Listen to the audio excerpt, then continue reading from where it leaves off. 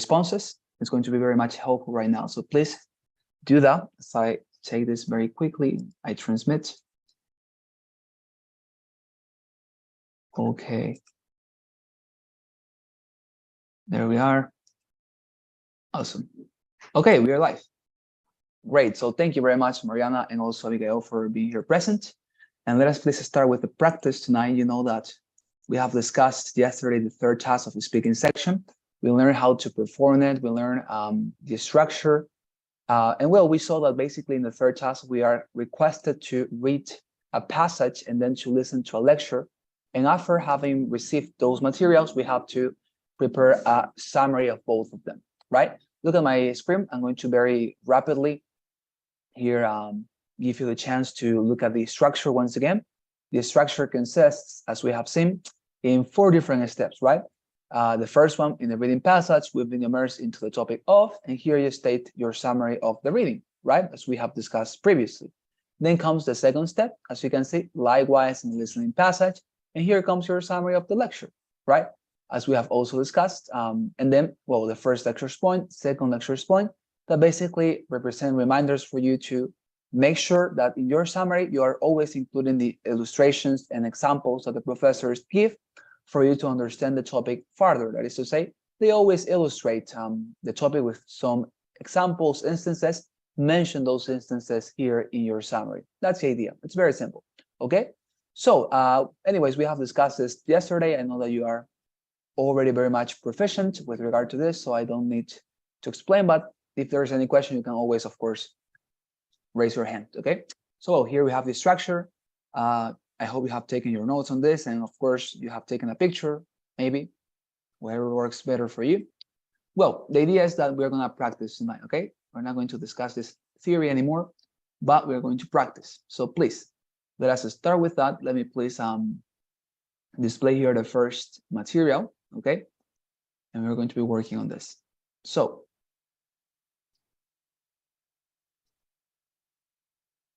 just a sec.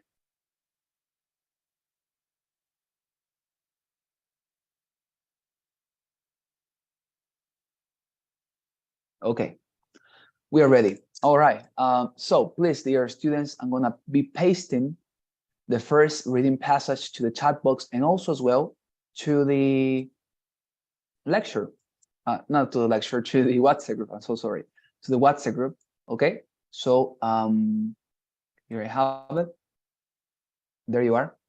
Please, now that I have pasted this material to the WhatsApp group and also to the chat box, you can start reading it, and you know that you have 45 seconds to read these passages. All right.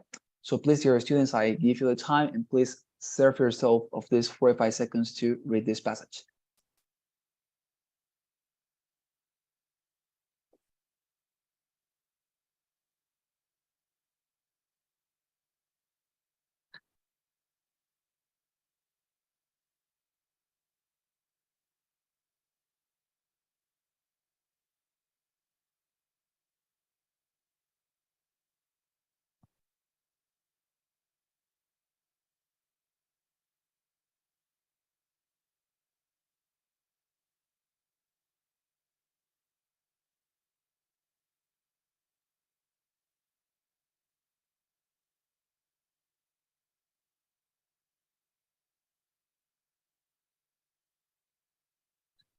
Okay.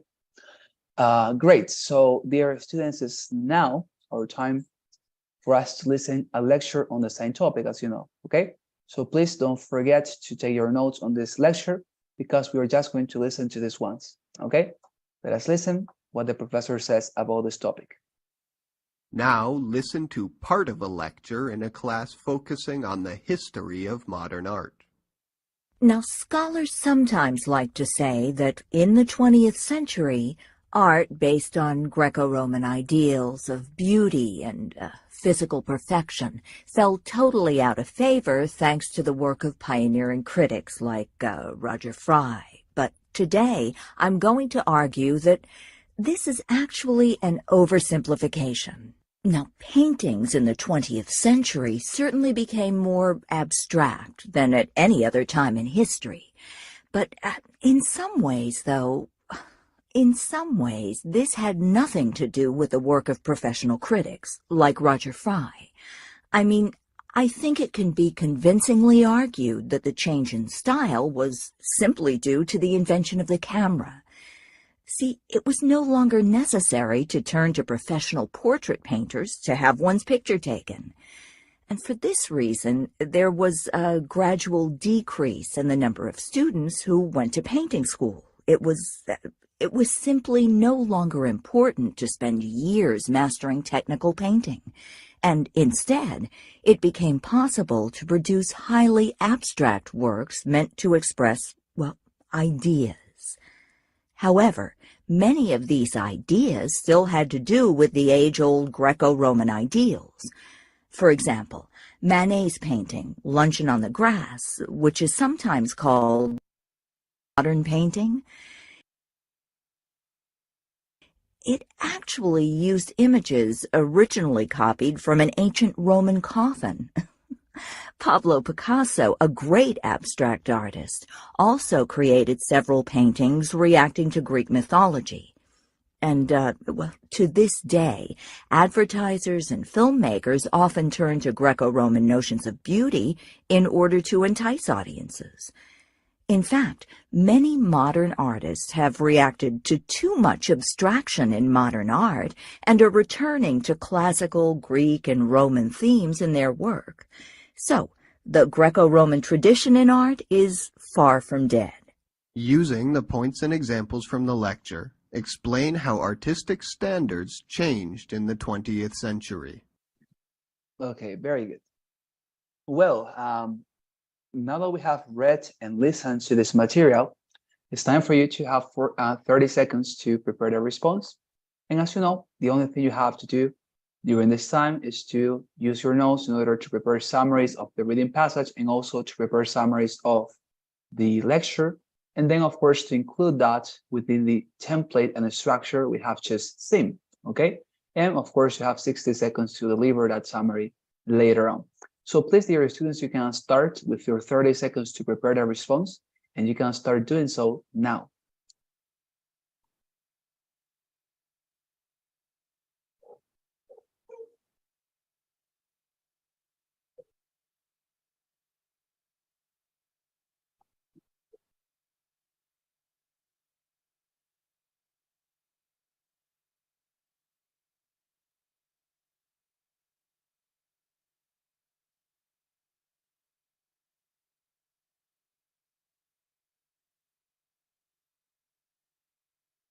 Okay, there you are. So it's time for us to start with this round of responses, okay? So please, dear Abigail, you're going to be delighting us with your response in this first round, okay? So you can turn on your microphone and you can start responding to this question now. Okay. In the reading passage, we have been immersed into the topic of European artists, and it's about European critics believed that the Greco-Roman art was the ideal of beauty. Likewise, in the listening passage, says that in the 20th century, everything changed about perfection, and secondly, express that few people study arts because of they started taking pictures, and it was not necessary to have this kind of art, actually. Okay, fantastic. Thank you very much, dear Abigail. Very good. Let us now continue with our dear Mariana, okay? Please, dear Mariana, you can start responding to this question now.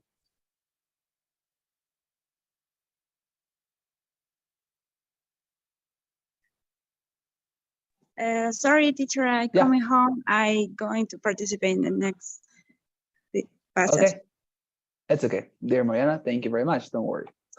Great, very good. So let me give you some feedback, okay, dear Abigail. Well, I think it was a very good response, actually. I was taking your time here and you spent 30 seconds summarizing the reading passage, which is, if you think about it, half and a half, right? That is to say, you employ half of your time summarizing the reading and half of your time summarizing the lecture. Now, of course, maybe we can reduce the time in the summary of the reading part, because let us remember that we said the reading part here, the passage we are reading at the beginning, is merely a tool or resource, let's say a means, by which ETS is helping us to have some context before we listen to the actual professor's lecture. So as I would say, it is not that important, nor that relevant to mention the details, secondary points, or even the main ideas of the reading passage in a very detailed manner. What you should do instead is to mention a very simplistic summary of the reading passage. That is to say, something that it's super general.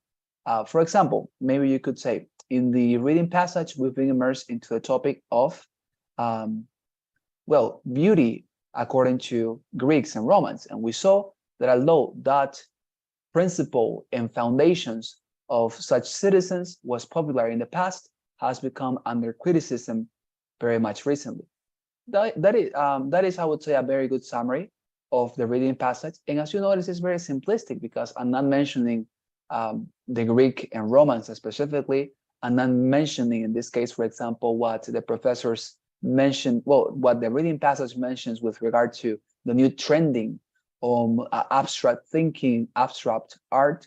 I'm not actually mentioning all those points in the reading part. I'm just making it very simplistic and, let's say, in a very superficial manner, I am stating what the reading passage said in very much broad terms. So as I say, I would say that that is more or less how you should summarize it, okay?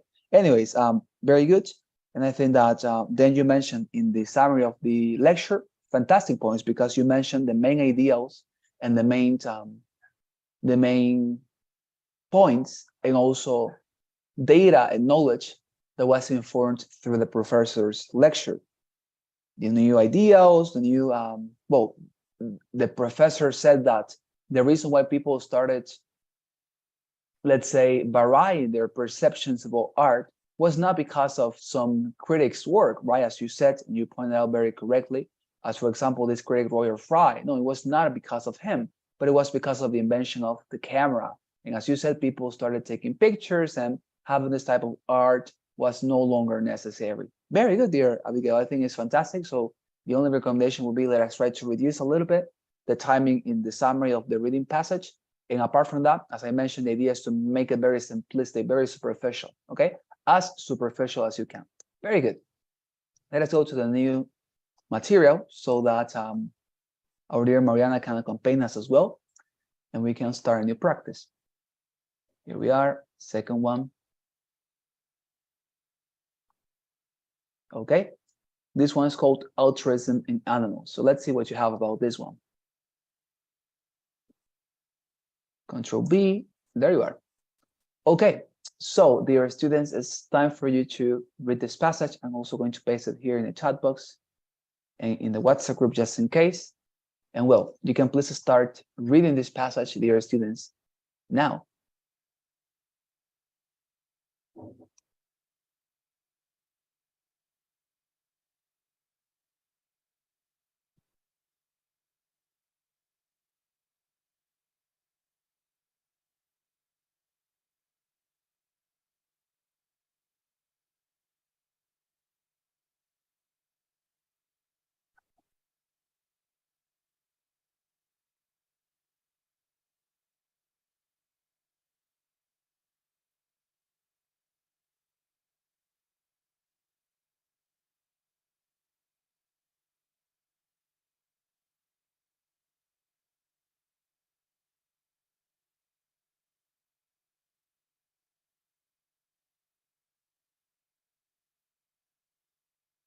Okay, well, now let us listen to a lecture on altruism in animals. Now listen to part of a lecture on the topic you've just read about. The idea that altruism is a uniquely human characteristic that cannot be found in nature might be popular among certain philosophers, but it really has little basis in fact. Actually, altruism is relatively common in the animal kingdom. Well, for example, in certain families of squirrels, when a predator, say like a fox, comes around, the squirrels are known to shriek out to warn their family members about the danger, even if the noise makes them targets for the predator. Similarly, when a herd of, say, wildebeests is attacked, well, stronger members of the pack will try to trample the threat rather than let the young and weak get picked off, even if this subjects them to danger. So what is the reason for all of this? Evolutionarily speaking, it seems like a puzzle, right? I mean, why would evolution favor the development of altruistic behaviors that might endanger individual life?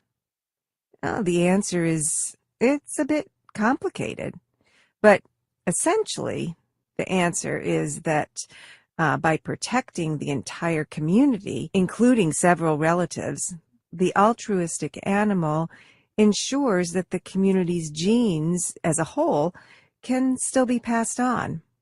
Well, in other words, if a single squirrel dies after, say, shrieking at a fox, but the entire community is spared, well, that means that from a collective perspective, the community's fitness is increased by having altruistic behaviors associated with its members. Using the points and examples given in the lecture, explain how altruism may be a beneficial characteristic for some animals. Great. Well, we have listened to this very interesting lecture on a biology class, and now it's time for us to start with the preparation time. You know that you have 30 seconds in order to prepare wonderful responses for this question. So please, I'm going to assign that time to you starting now.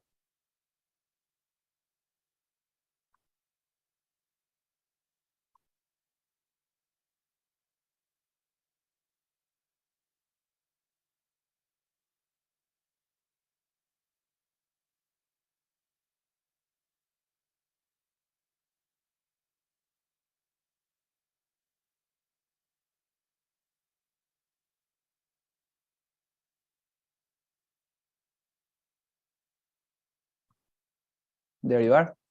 Okay, guys. Well, in this case, please, dear Abigail, you're going to help me once again with the first response. Okay. So please, you can turn on your microphone and you can start responding to the question now. Okay, in the reading passage, we have been immersed into the topic of altruism in animal. Altruism is very common in humans, but also in animals. Likewise, in the listening passage, as a first lecture point, says it's very common in squirrels because they protect the community about the predators. And another reason is that they experiment altruism when they are in danger. And also the squirrels work in community. Okay, thank you very much, Abigail. Very good response. Okay, let us please go to listen to Mariana's response. Please, here, Mariana, you're going to delight us with your response. Okay, if you're ready, and you can please start responding to the question now. Okay, according with the passage reading, the altruistic animal is not common and unusual, but not impossible. For example, the squirrel protects the community of the predator, and this could be developed for the evolution, there is a good example. That's all. Okay, thank you very much, Mariana. Very good. Okay, there you are. So, very good. So let me offer you some feedback, okay? For example, let me please start with you, Abigail. So in this case, you offered a very good response. I love that you apply the recommendation that I gave you. And your summary of the reading passage was very simplistic, right? And in this case, I was also taking your time. You spent merely 20 seconds summarizing the reading passage. And as you noticed, you had more time to deliver your summary of the lecture with liberty, freedom, and calmness, right? So as you can see, very good. Then you were, well, offering a great summary of the lecture as well. Here, maybe my only observation would be, would be with regard to the pronunciation of the word predator, because I know that it is very, let's say, commonly spread that the pronunciation is predator, but it's actually a predator. Although it seems a little bit counterintuitive, but the pronunciation is predator, okay? Like the accent is in predator, okay? But apart from that, fantastic. It was a very good response, fantastic summaries, very complete. Great, dear Abigail, very good. And then we had as well Mariana's response. You were very good, actually, Mariana. I loved how you smoothly transitioned from the summary of the reading passage towards the summary of the lecture.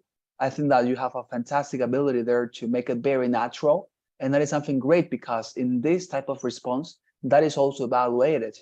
Reviewers also try to look at the perspicuity of your responses, at the, let's say, skills you have for conveying information very much naturally and efficiently. And I think that when you have this type of transitions that feel very natural, that certainly goes in favor of your case for having a high score in the section. Very good. Now, well, maybe you, of course, didn't have the opportunity to mention a lot of details from the second point of the lecture when the professor started to discuss, of course, this situation with the squirrels a little bit more specifically. But anyways, it's okay. Don't worry. I guess that it was because of the terminology that the professor was using, a little bit complex, right? Especially because, of course, we are not used to listen to academic discussions in English, and that's fine. Now, of course, as I told you before, a very good recommendation for you if you want to practice your listening with regard to this type of material would be go to Spotify, go to YouTube, and look for material that is related to that type of issue. For example, let me do it right now. You go to YouTube, right? Let's say I open YouTube right now, and you look for, let's say,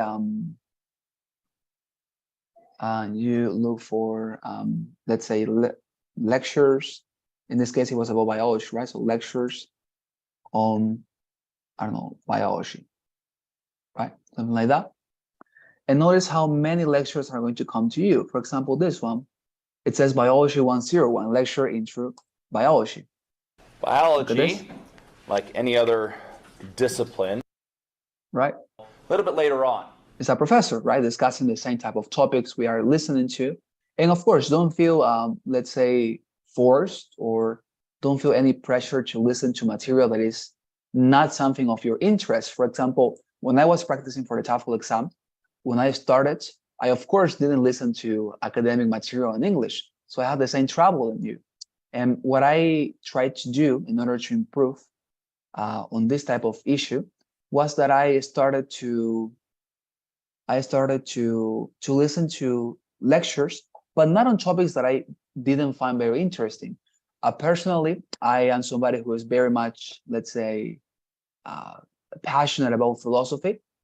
So I started to listen philosophy's lecture, and I started to listen to philosophy's lectures. I started to listen to podcasts about philosophy, and that was tremendously helpful. Trust me, even although it's not a, let's say, a lecture about mathematics and biology or chemistry, the way that professors normally deliver their classes is very similar, without actually depending on the material or the subject they are teaching. So as I say, if you want to maybe listen to something that you are very passionate about, but of course related to academic or scientific matters, perfect. I think that's the idea. Okay. Very good. Well, let us go with another practice. We have a lot of them.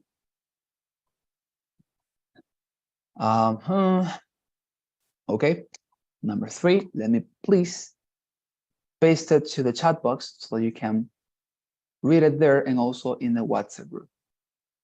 Okay, this is a very interesting one, hypnotherapy. We're going to see what this is about.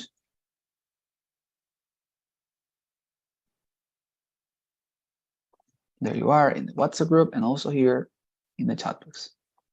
Okay, so please, dear students, you can start reading this new passage now.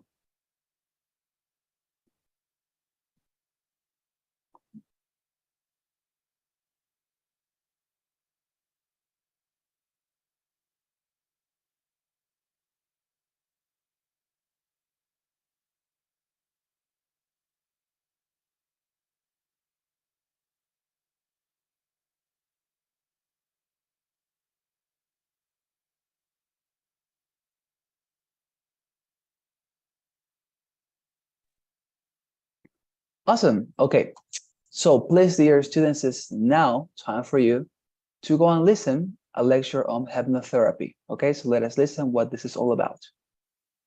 Now listen to part of a lecture from a psychology class.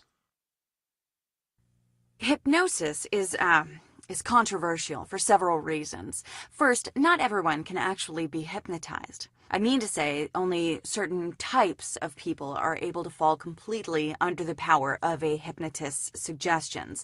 But at the same time, a lot of patients are eager to please their therapists. So for this reason, patients might be likely to pretend to be hypnotized, when in reality, they're wildly improvising. That means hypnotherapy leads to false positives, times when patients exaggerate the effects.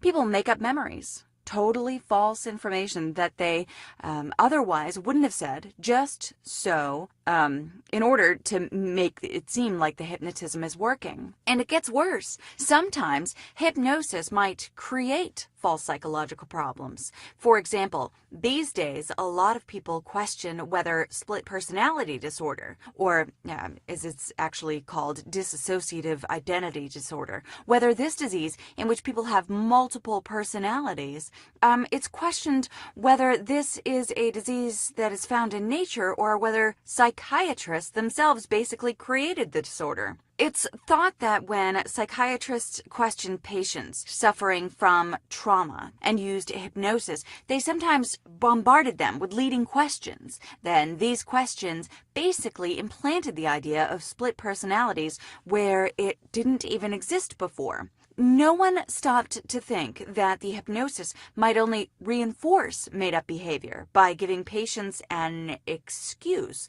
a scapegoat. Many times, for example, people claim to have been suffering from dissociative identity disorder to avoid being held liable in court for crimes allegedly committed by their other personalities.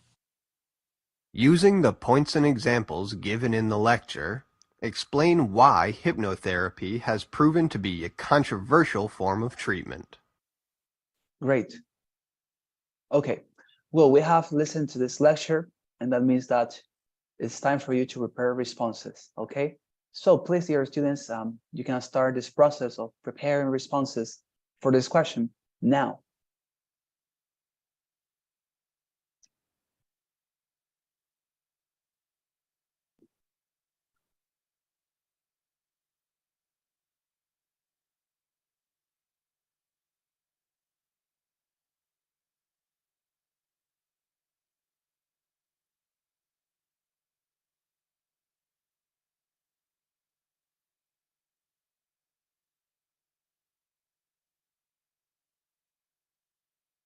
Great, and there you are. All right, so it's time for you to respond to these questions, and I would like to listen to Mariana's response in this opportunity. So please, dear Mariana, delight me with your response. You can start responding to this question now. Okay, according with topic, reading hypnosis could be a controversial topic. And the reason could be hypnosis drive to the manipulate information and could be dangerous. And hypnosis create a psychological problem. For example, some people could be developed different personality. Could we do some crimes? I don't understand the last part. Okay, that's fine, dear Mariana. Thank you very much. Anyways, very good. Okay, and let us finalize with our dear Abigail. Okay, Abigail, you can please start responding to the question now. Okay, in the reading passage, we have been immersed into the topic of hypnotherapy. It's commonly used because of its popularity when the person have to obey the orders of clinicians. And likewise, in the listening passage, they show many negative points. The hypnotherapy creates false memories and also create problems, multiple problems of personality. And it says that many people also have changed in his behavior and committed crimes with other personalities that they get. Okay, very good. Great, thank you very much, Abigail. Okay, so let me give you some feedback, okay? So let me start with you, dear Mariana. So I think that you offer as well a very smooth and natural transition from the reading to the lecture. Once again, that is very good. As I say, I praise you because of that. That is very good.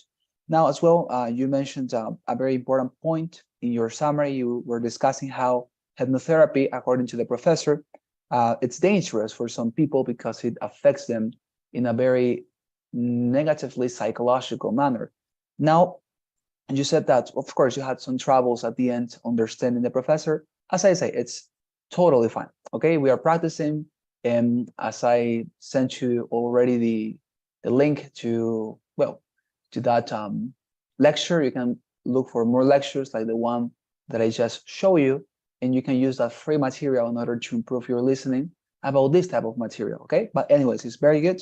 And by the way, what the professor said at the end was basically that this technique or this treatment, because apparently some sort of treatment, has been accused of creating a very much troublesome psychological problem known as dissociative identity personality. That is basically a split personality, right? Have you seen this movie, Split? It's a very famous movie, right? Split, in which a person says to have different personalities and he changes that personality and he says, now I'm gonna be John. And then he says, now I'm gonna change to Mary. Mary's gonna take control. And he says, now I'm Mary, I'm not John anymore, right? So yeah, that type of disorder, I think that the professor was trying to discuss. And then she says that, well, according to some professionals, this has been created actually by hypnotherapy and is not an actual or natural disease. And it says that, well, the professionals nowadays consider this practice to be, as you said, dangerous because people are taking advantage of this created disease or psychological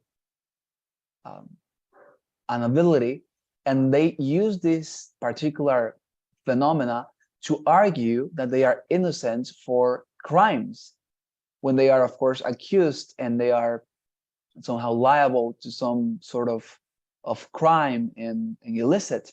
And they, of course, when they are in court, they try to argue that, no, it wasn't me, it was the other person who did it, right? The other person who lives in me as well. So as you can see, that is exactly what the professor was discussing, okay? Anyways, very good. Abigail, so in this case, Abigail offered a fantastic summary of the reading. I think that you have gotten pretty well what I told you, that the reading must be very short, very simplistic, fantastic there.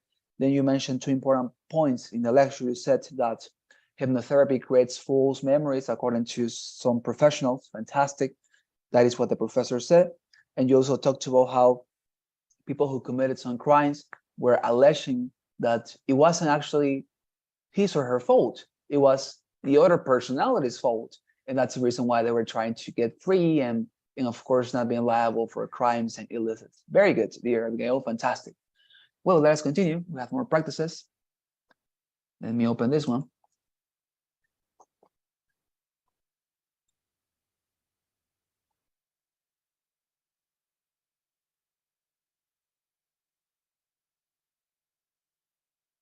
Okay. We have a new passage. It says cultural impacts of climate change. Well, we're going to see what this is all about. I'm gonna paste this to the chat box into the WhatsApp group. All right, so please, dear students, you can start reading this passage now. Oops, not this one.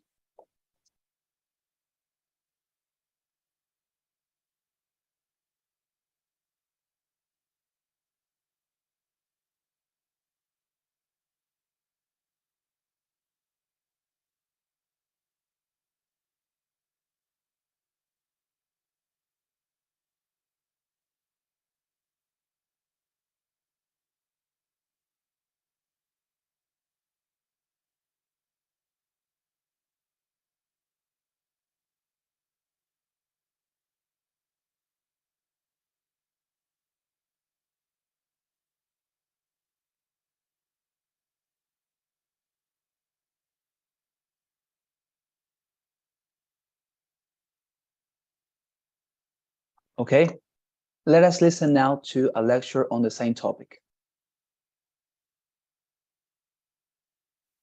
Now listen to part of a lecture from a class on ancient history.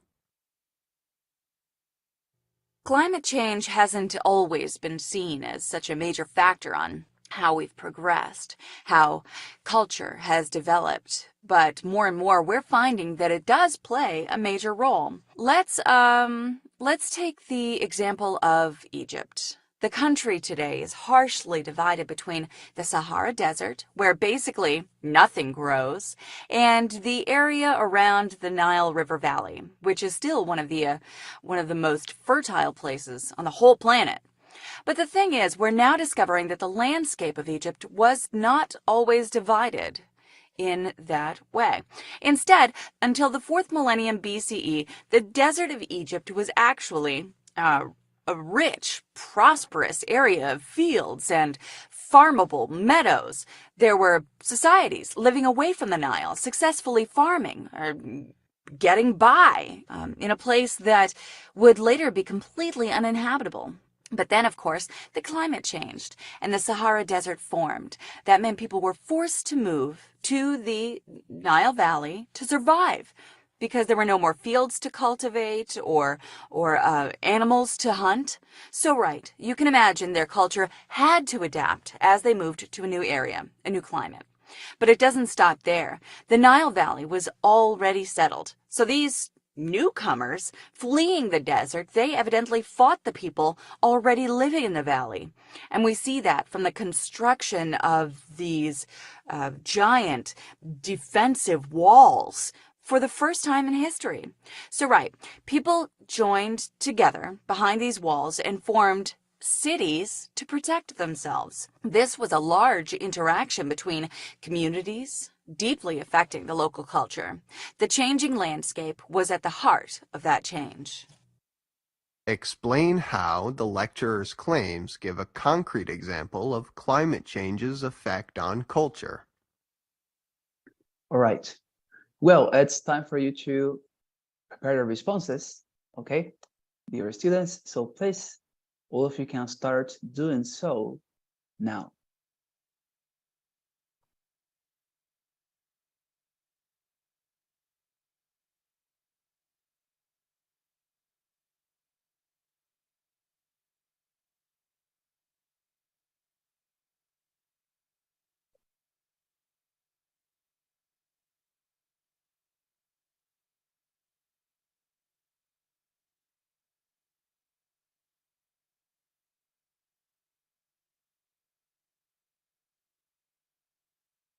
There you are. Okay. Please, in this case, Abigail, you're going to help me, okay, with the response. So please, you can start responding to this question now. Okay, in the reading passage, we are being immersed into the topic of cultural impact of climate change, because this change is very closely to productivity and fertility. Likewise, in the listening passage, the professor says that there is the major factor of how cultures change, and they give us an example of a hard desert where nothing grows, but before it was a river, but now it was a desert, and the people of this culture have to move a new valley to survive, and they have to join together and form a city to protect them. All right, fantastic. Thank you very much, Abigail. Very good. Now let us go with our dear Mariana. Please, dear Mariana, you're going to go and you can please start responding to the question now. According with the topic reading, climate change is not a recent event, but now is more evidence that change of the environment, and this is because the air is using in farming, and this is coming with hard consequence. According with the author, there are many investigations for trying to reduce this climate change. For example, now in the city, we approach with a strong head. Okay. Thank you very much, dear Mariana. Great, very good. All right, let me start with you then, this feedback, okay? Very good. So I think that your response was actually very good. In the beginning, you started, as you said, mentioning the topic, climate change, and the effects this phenomena brings to the world. And then you started to mention as well what this phenomena bring to, well, brought in this case, right? Because this was thousands of years ago, what happened in the Nile River and also in the Nile Valley. And what you described in this case very accurately what happened in Egypt, as I mentioned, thousands of years before. Now, something that I would like to recommend you here is, for example, what you did at the end of the response when you said, right, nowadays we're also struggling, right, in the city with this problem of climate change. Well, I mean, in this question, in the third one, right, because we are discussing the third task or the third question of the speaking section, let us remember that it is not the best idea to mention our opinion or to complement the topics we have received with some sort of experience or a commentary of ourselves. Let us remember that the space that we had for doing that was in the first question of the speaking section, right? The one that we practiced last week. And that is one of the very few spots during the entire exam in which we are able to use our experience, knowledge, and opinion to respond. Now, sadly, here in the second, third, and fourth task of the speaking section, we shouldn't be doing it because, as I mentioned, these tasks simply request us to summarize the materials we receive, okay? The reading and also the lecture. So just as I say, better if you don't mention that, because as I am trying to express, the reviewers are going to listen to that, and of course, they are going to think that you have not been reading the instructions, right, that they give you. But anyways, don't worry. I know that it's something that happens naturally, but don't worry. We are practicing. That's the idea, to find out these things to correct them, okay? But it was very good, the rest of the response. And as I say, let us be very cautious. Let us be very much, as I mentioned, cautious and precautious to avoid any type of personal opinion or experience in this response. In the first question that we have practiced last week, you can mention everything you want about your opinion and about your city as well. At that time, that is appreciated. Okay, Very good. And then with regard to Abigail's response as well, very good, dear Abigail. I think that you had a very good reading, and also, well, you had a very good response throughout it. Very good. I think that we can move on to the last practice, dear students. You're ready to go to the next one. And here we are, practice number 5. Okay, next. And okay. Here we are.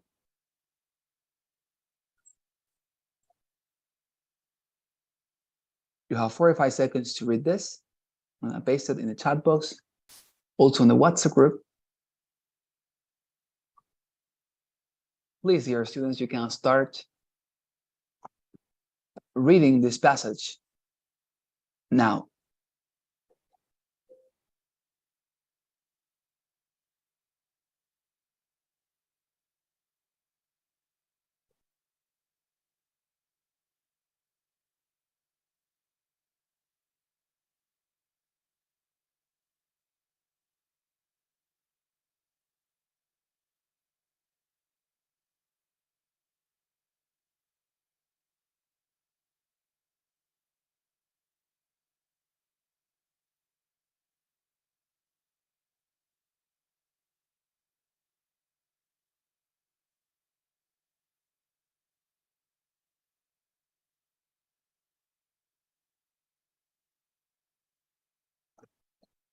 Great, there you are.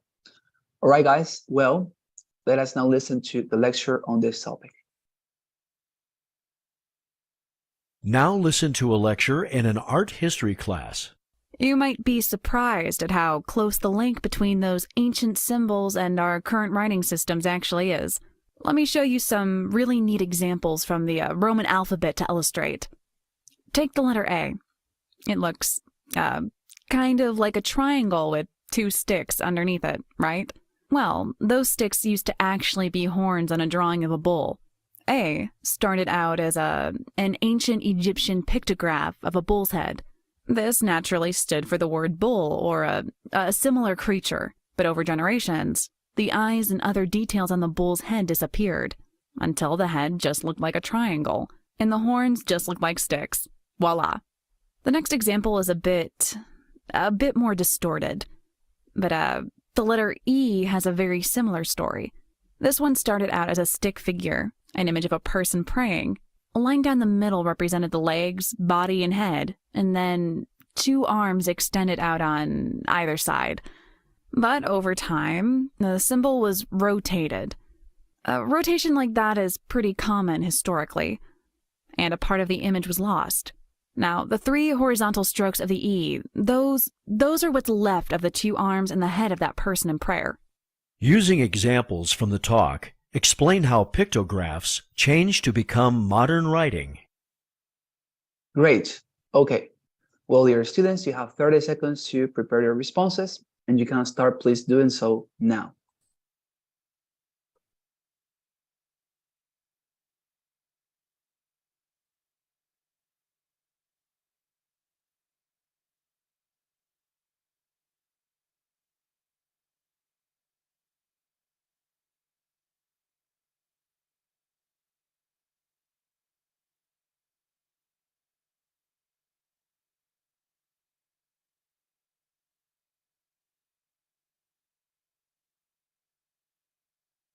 There you are.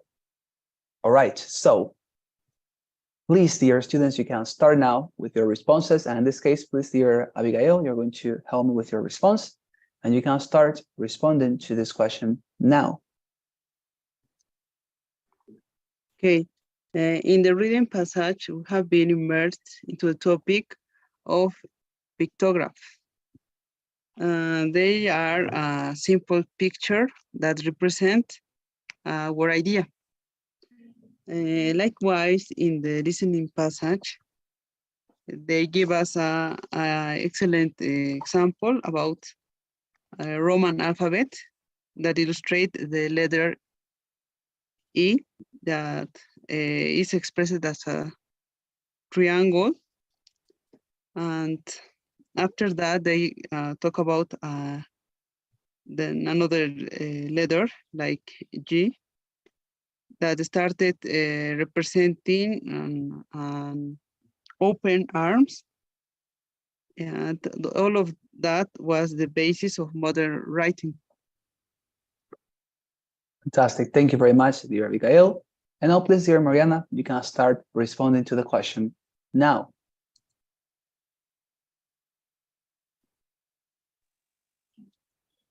According with the topic, the pictograms are historic illustration, and it demonstrate some picture and symbol. For example, the author says some symbol under we say the Roman alphabet, and there are some symbols to demonstrate the part of art, and these are going to develop it with the pass of time.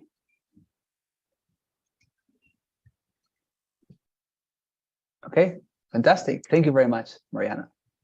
Great. I think that both of you have offered a great response in this round. I think that, as you noticed, we've been practicing several exercises and you were constantly improving. Okay, so I just want to congratulate you. I think that you have been great in this practice tonight. And well, as you can see, we are just finalizing with the third task of the speaking section. Okay, and next time we see each other, we're going to practice and discuss the fourth task, and we are saying goodbye to the speaking section. And as you can see, the speaking section is not that difficult, actually. It's just that people, of course, fear it, but as you can see, it's just a matter of understanding it and practicing. Well, I'm going to your assistants. Please help me with your swift responses to the poll, dear students. And then I'm going to be taking your assistance, okay?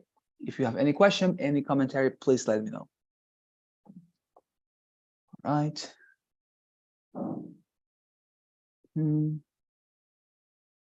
Here we are. Okay, so here we have Abigail Graciela.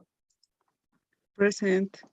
Thank you very much, dear Abigail. And finally, we have Mariana Vaca. Here. Thank you very much, Mariana. There you are. Okay. Well, thank you very much, dear students, for your kind responses. It's a pleasure for me to be with you. And well, I'm going to be seeing you next time. Please have a wonderful weekend and see you very soon. Thank you. Have a good night. Thank you, teachers. Bye. Thank you.